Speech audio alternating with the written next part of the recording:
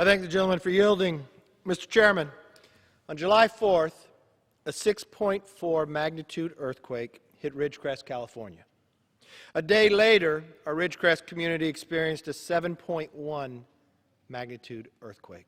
To put that in perspective, the Northridge quake of 20 years ago severely lost 60 lives and others and crippled Los Angeles was less than that.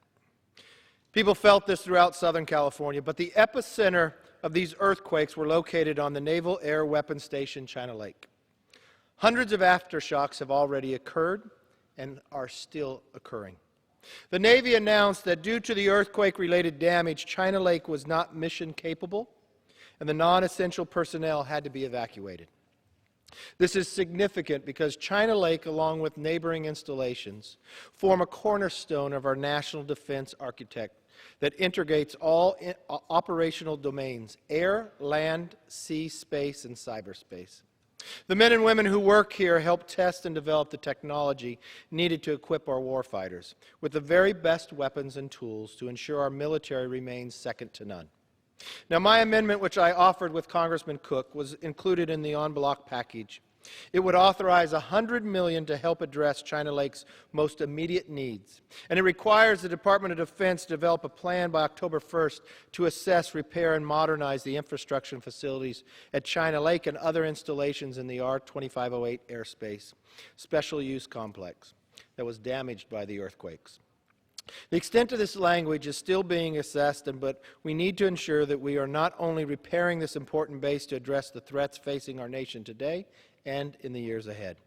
But, Mr. Chairman, I want to be clear to my constituents in Ridgecrest and Kern County. This amendment is just an initial step in helping China Lake and the communities I represent impacted by these earthquakes to make sure they recover. Over the coming days, weeks, and months, I ask my colleagues in this chamber and the U.S. Senate to join with me to ensure Ridgecrest, China Lake, and all communities impacted by the earthquakes and natural disasters have our full support and are provided the resources they need to quickly rebuild and get back to normal. I also ask my colleagues to join me in thanking all the local first responders, the local, state, and federal emergency response officials who have worked nonstop over the past several days to ensure our constituents affected in Ridgecrest were safe, have food, water, and a place to sleep. Finally, I also want to thank the thousands of residents across our communities for their help, their actions, and their prayers for their neighbors in need. It is said that adversity does not build character, it reveals it. Earthquakes can shake our foundations, but the residents of Ridgecrest should hold their heads high.